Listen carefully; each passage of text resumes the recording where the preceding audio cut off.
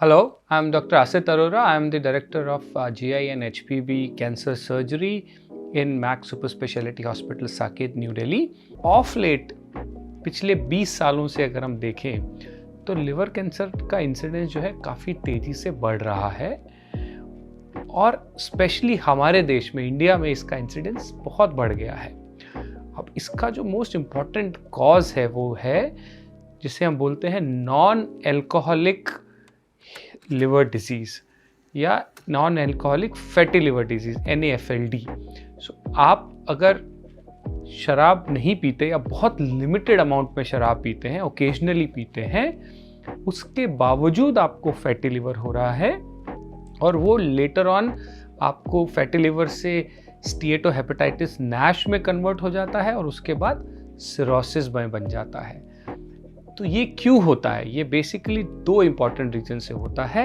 One, obesity, and second, अगर आपको concomitant diabetes है।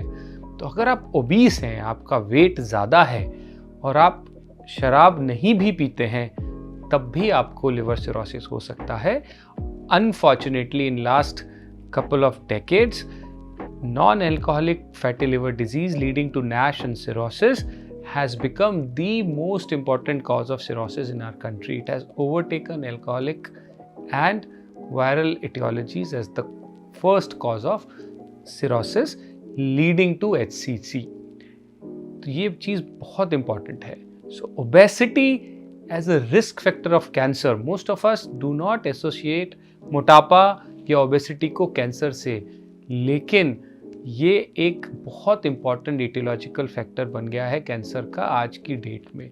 सो हमारी lack of physical activity, the kind of food that we eat which is very high calorie, very dense in calories, processed meat, processed food जो कि natural नहीं है, and compounded with lack of physical activity.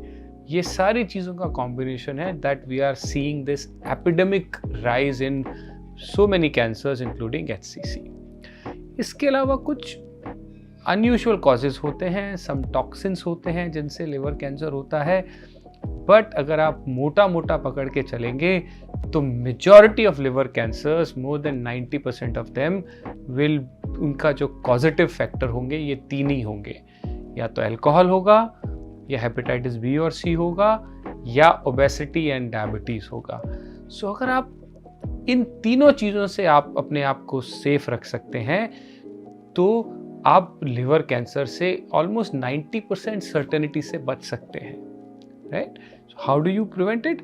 Obviously you should avoid alcohol intake, you should be physically very active, at least give 1 hour to your body and yourself. आप exercise करिए whichever way which has a independent protective effect on your liver. आप अपने wait को control में रखें, उसको healthy range में रखें, आप जितना हो सके नेचुरल खाएं, प्रोसेस फूड को अवॉइड करें, एक्सेसिव नॉन वेजिटेरियन फूड को अवॉइड करें, आप हेपेटाइटिस B के लिए वैक्सीनेशन कराएं। ये आजकल हमारी कंट्री में यूनिवर्सल इम्यूनाइजेशन प्रोग्राम में इंक्लूडेड है, सभी बच्चों को लगती है। आप अगर वैक्सीनेटेड नहीं हैं आप तो आप वैक्सीन कराएं। आपको अगर कोई भी ऐसे सिम्टम्स हैं जिससे आपको लगता है कि कुछ भी सस्पेक्टेड है तो आप प्लीज़ अपने डॉक्टर से कंसल्ट करें, वो आपकी टेस्टिंग एडवाइस करेंगे। So these are very simple hacks by which you can avoid getting a very deadly disease like hepatocellular carcinoma. Thank you so much.